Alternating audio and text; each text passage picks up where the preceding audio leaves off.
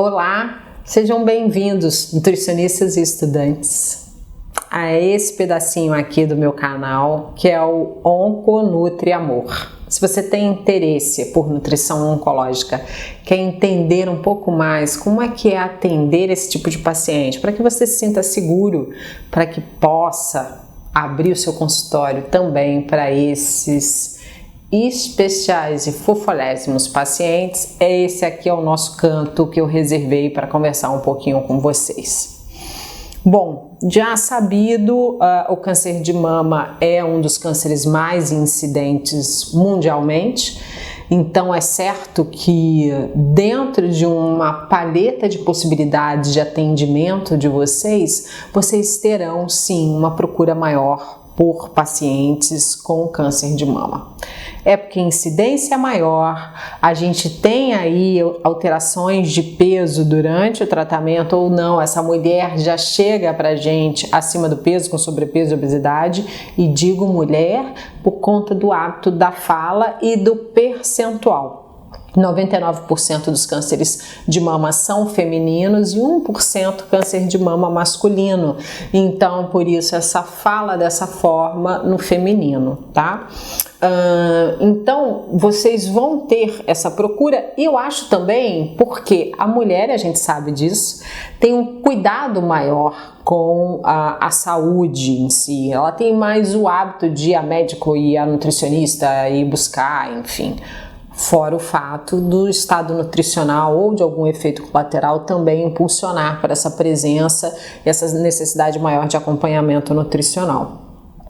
Então, eu acho até particularmente, se você está começando agora a atender oncologia, eu acho que você vai ter um volume de pacientes maior se você começar a atender câncer de mama, e eu acho que também é uma boa forma de começar a entrar nesse mundo, né, e aquilo que eu falei desde o meu primeiro vídeo esteja aberto e muito sensitivo e muito perceptivo aos sinais que os pacientes te mostram, aquelas falas não ditas e silenciosas, aquela forma de se comportar, aquela linguagem corporal, aquele momento que ela quer falar muito mais de emoção do que alimentação, e será que ela não está falando das duas coisas ao mesmo tempo?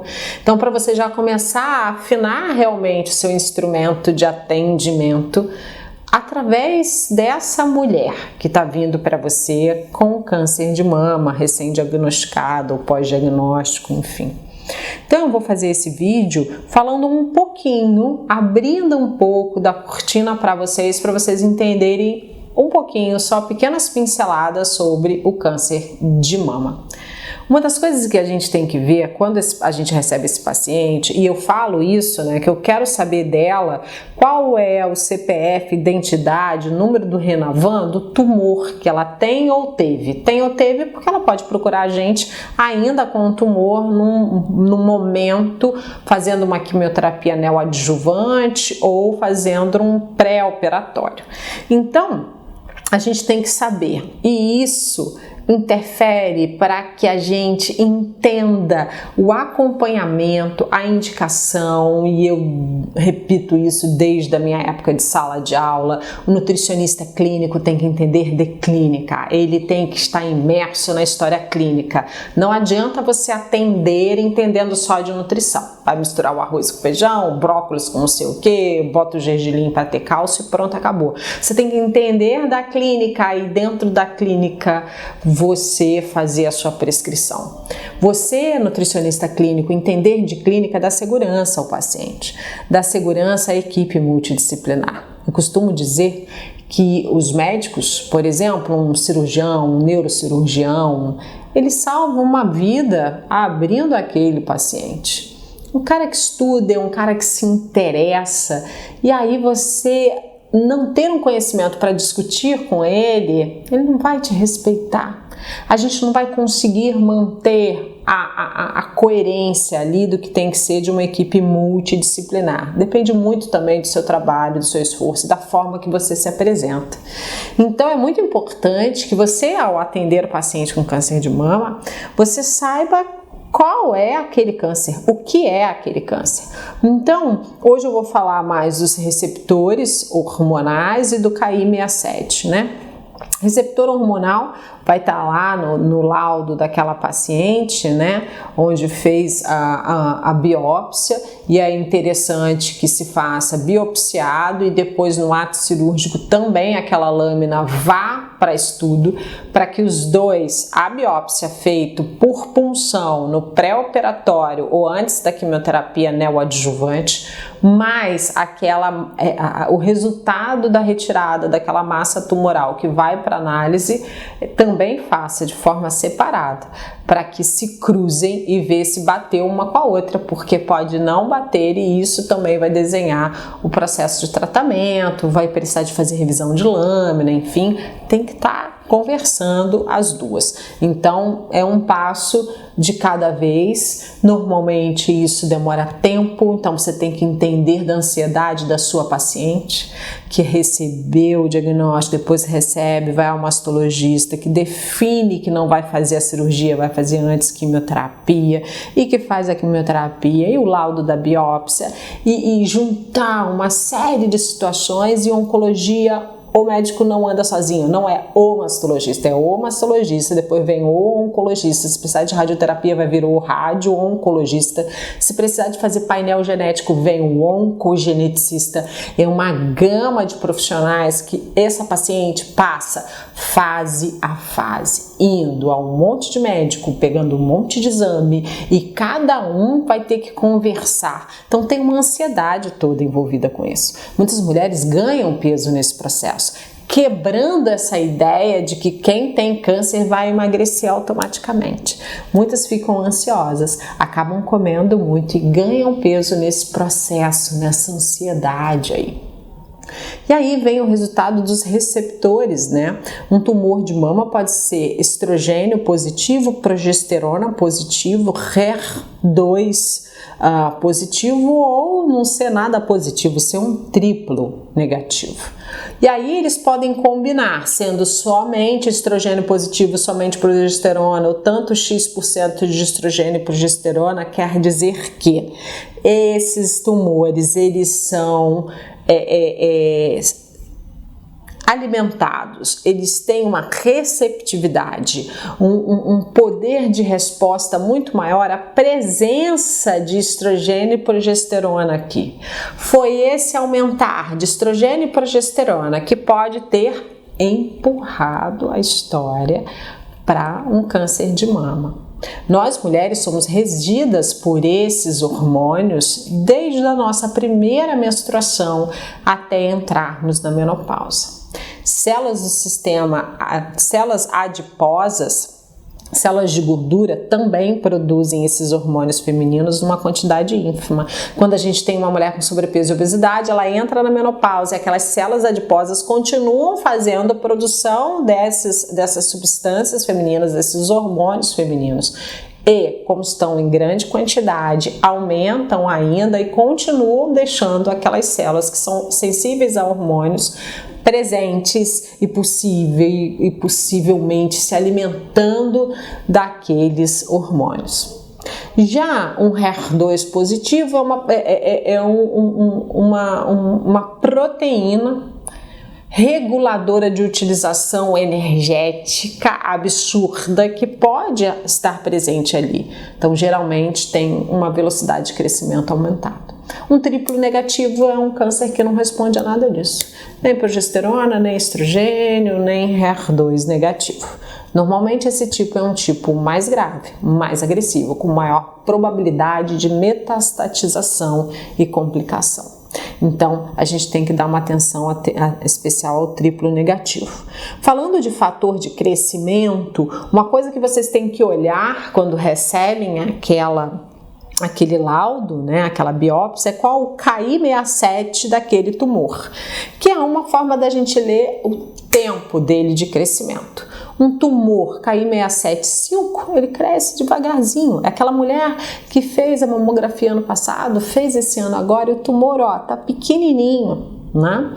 Agora, quando uma paciente tem um KI67 de 60%, 65%, 70%, é aquela paciente que fez a mamografia ano passado, não tinha nada, e nessa ela já tem um tumor de 2 centímetros.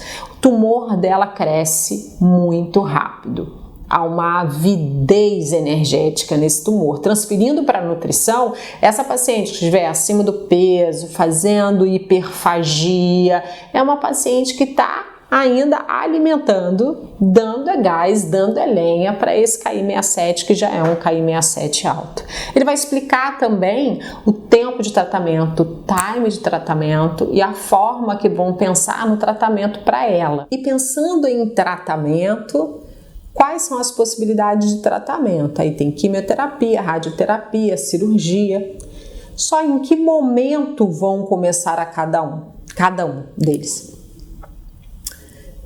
Se esse tumor é um tumor aumentado de tamanho, com KI67 alto e alguns outros dados que o oncologista utiliza, talvez seja melhor utilizar uma quimioterapia prévia para diminuir esse tumor e depois levar essa paciente à cirurgia. Dessa forma, não pode ser necessária uma ressecção muito grande dessa mama, né? Porque a quimioterapia diminuiu esse tumor. Quando a gente usa a quimioterapia antes da cirurgia, é dito neoadjuvância. A gente vai fazer uma neoadjuvância nessa paciente. Se a gente faz a cirurgia, porque há a possibilidade de fazer uma cirurgia agora e depois é indicado a quimioterapia, essa quimioterapia é uma quimioterapia, então, adjuvante. São as formas que a gente pode observar. E aí, falando em observar, o que você tem que observar nessa sua paciente de câncer de mama? Hábito alimentar, estado nutricional, percentual de gordura corporal, percentual de massa magra, prática de atividade física.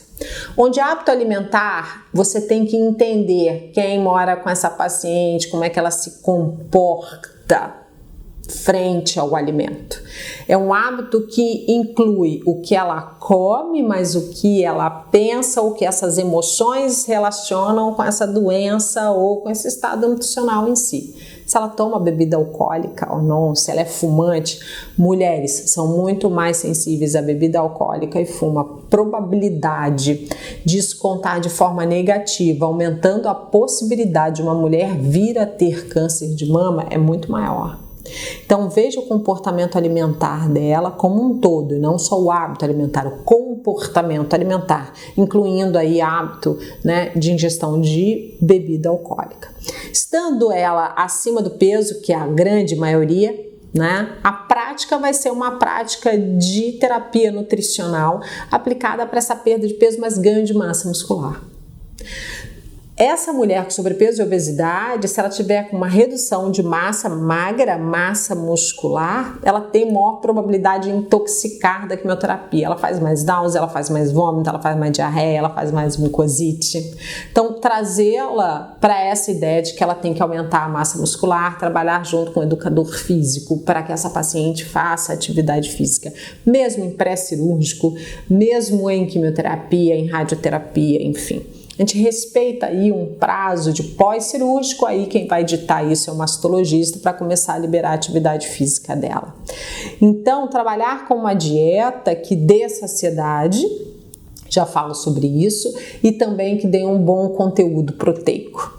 A gente trabalhando com uma dieta de 1,2, 1,5 gramas de proteína por quilo de peso para essa mulher, tá legal. Quilo de peso atual, né? Não adianta a gente utilizar quilo de peso usual, quilo de peso ideal. Para mim, peso usual, peso ideal, para fazer um cálculo da nutrição de uma paciente que está na minha frente, praticamente está dando o cálculo de dieta do sonho para ela, tá? Não faço uma dieta muito restritiva, é uma dieta que tem uma tendência assim hipocalórica, e já trabalhar a educação nutricional, escolhas alimentares, o entendimento da oferta de todos os componentes compostos bioativos presentes nos alimentos que são fantásticos e comprovados cientificamente que agem interferindo ou bloqueando iniciação e promoção tumoral, são fantásticos. Então você tem que acreditar nisso e vender isso para ela, desse potencial que há entre a dieta que vai prevenir, que vai cuidar para todo aquele processo, porque é um processo longo. Essa paciente vai ter, em média, de tratamento junto com acompanhamento, 5, 10 anos. Às vezes elas fazem hormonioterapia por 10 anos. Ela vai ser sua durante todo esse período, entre os altos e baixos dela. Criem uma aliança com essa paciente. Né? E aí vocês já podem ter ouvido falar, já começado a pesquisar, né? E elas dizem muito, né, sobre a quimioterapia vermelha e a quimioterapia branca. São os ciclos quimioterápicos e por exemplo, a doxorubicina é rubi, é vermelha. Então é uma quimioterapia, normalmente as vermelhas são utilizadas antes da branca. Então esse nome de vermelha a gente dá por conta do tom delas mesmos mais avermelhados e o nome, na verdade, delas, né?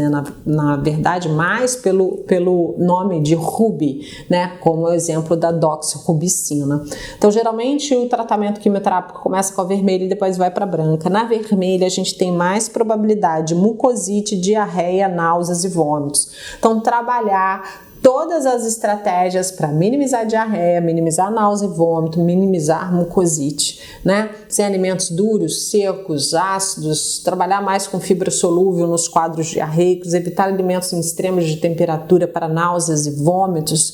E hoje, a medicação que a gente tem antiemética é fantástica. Então, o paciente seu está fazendo quimioterapia, seja vermelha, branca, qual protocolo ele estiver fazendo, foi um paciente que referi para você que está vomitando, retorna, entre em contato com um oncologista, passa uma mensagem para ele e peça para modular essa droga antiemética, porque hoje a gente controla a êmese com medicação e de forma fantástica.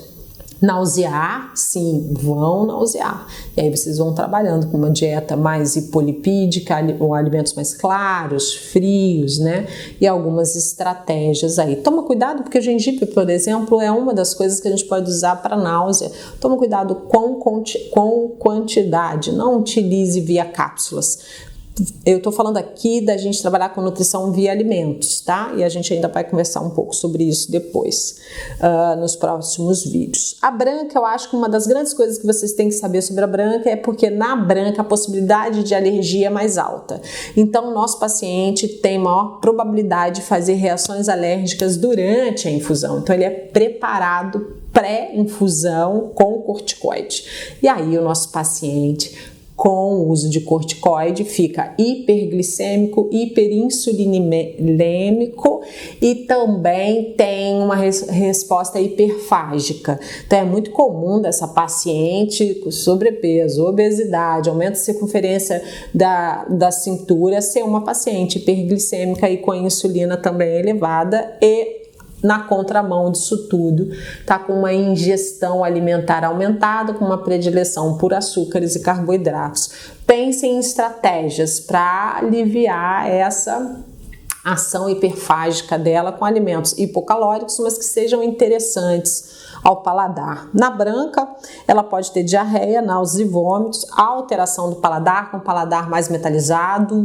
Você que está entrando agora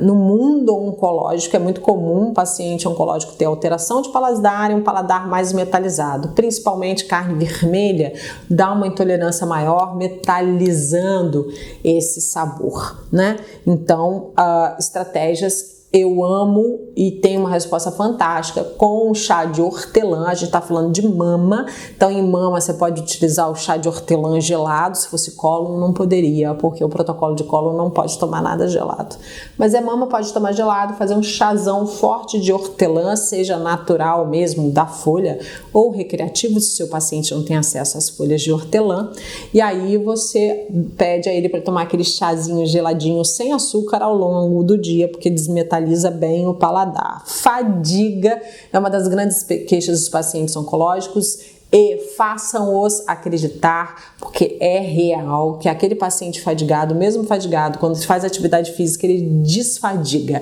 Ele tem uma descompressão aí dessa história, dessa resposta de fadiga pós-tratamento.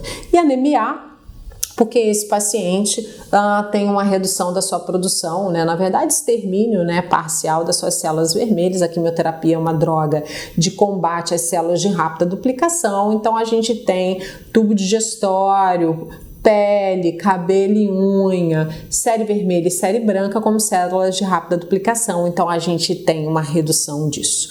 Tanto é que o nosso paciente em quimioterapia faz diminuição da resposta imune. Geralmente 21 dias após a infusão de quimioterapia, o paciente entra no que a gente chama de efeito nadir. Efeito nadir é um momento onde as células brancas estão em menor quantidade, onde esse paciente está mais imunodeprimido. Aí a maior atenção à segurança alimentar, cuidados com a alimentação. Eu particularmente no meu paciente com quimioterapia, eu não tiro alimentos crus automaticamente, eu acompanho o ensino sobre segurança alimentar, higienização, controle de compra, orgânicos, e aí se o paciente entrar num nadir muito grande, a ponto da próxima quimioterapia ser cancelada porque ele está em nadir, aí sim eu tiro todos os alimentos crus, e aí eu utilizo só cozidos, e aí a gente suplementa esse paciente para imunomodulá-lo. Na verdade, todo paciente oncológico a gente tem que imunomodular de forma natural